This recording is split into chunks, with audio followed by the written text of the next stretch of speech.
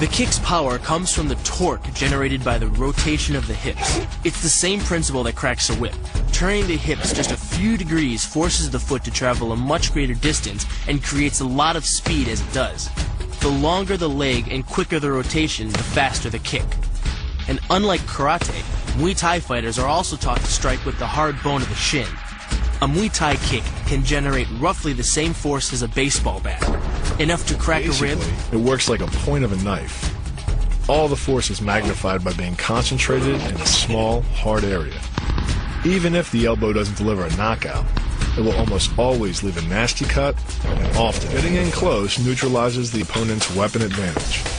Then, in the clinch, we bring the power of the knee to bear. Unlike the kick, which relies on rotation to create power, the knee gets its power from leverage. Pulling our opponent down as we drive the knee up can deliver up to 2.5 tons of force, enough to lift a car. It's not the arms, but the legs that drive this. Like a piston, the explosive power of the legs is capable of generating hundreds of pounds of force, all to a very vulnerable area, the soft underside of the opponent's jaw. Like the Hanuman move, the flying knee relies on the explosive power of the legs. But rather than spread the power of our blow over two fists, it concentrates it into the spear point of the knee and combines it with the force of gravity. It's the equivalent of hitting our opponent in the chest with a sledgehammer. It works on a concept called the couple. Basically, it's two levers linked at a single fulcrum, the elbow lock. And it doubles the foot-pounds of torque you can generate when compared to a single-arm lock.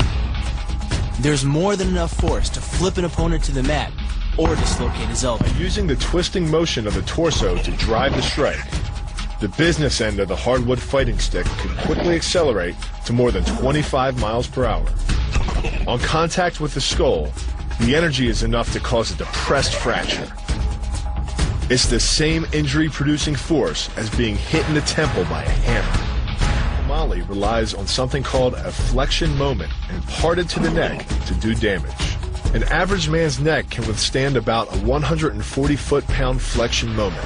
Beyond that, soft tissue and even vertebrae can be crushed. By bringing your weight down fast, this move could easily deliver twice that amount of force. And it wouldn't just end a fight. It could leave your opponent paralyzed or dead. Close, the opponent's neck is exposed. But because of the close range, the hand doesn't generate a huge amount of force.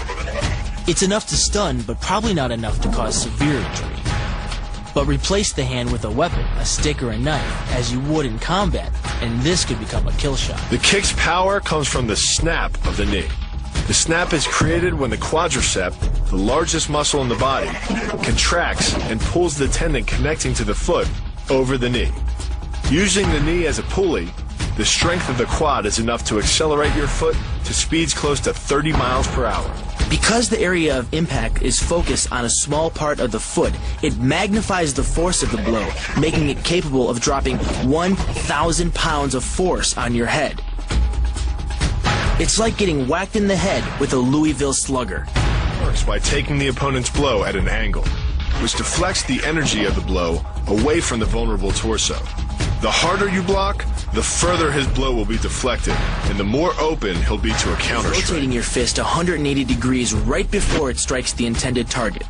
The twisting snap of the arm maximizes the speed of the punch and magnifies the force of the blow by concentrating the impact on the first two knuckles of your hand.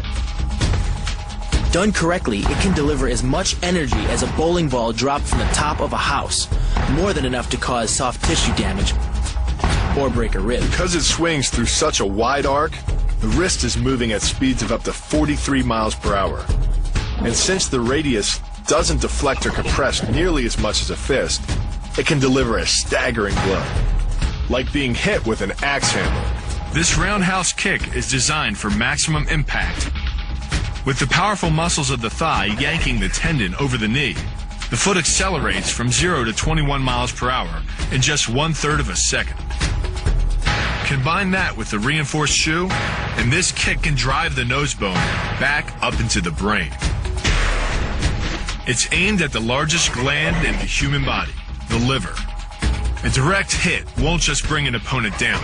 It can rupture the gland, causing severe internal bleeding.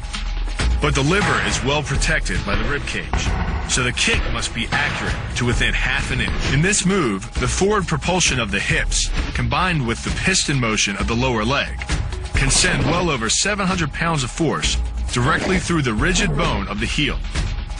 This impact won't just knock an opponent down. The force is enough to permanently damage his kneecap, leading with the near arm. The first jab travels the shortest distance to the opponent, so what it lacks in force, it makes up for in speed. The second punch, utilizing both the twist of the shoulders and the forward momentum of the kick, can carry over 4 times as much impact. And just a few hundred pounds of force to the temple is enough to cause a knockout. This move uses the same principle as a throw in judo, off-balancing your opponent and then using his momentum to send him down. But it's much more aggressive. The sweep here is actually a strike to one of the most sensitive areas of the body, the Achilles tendon.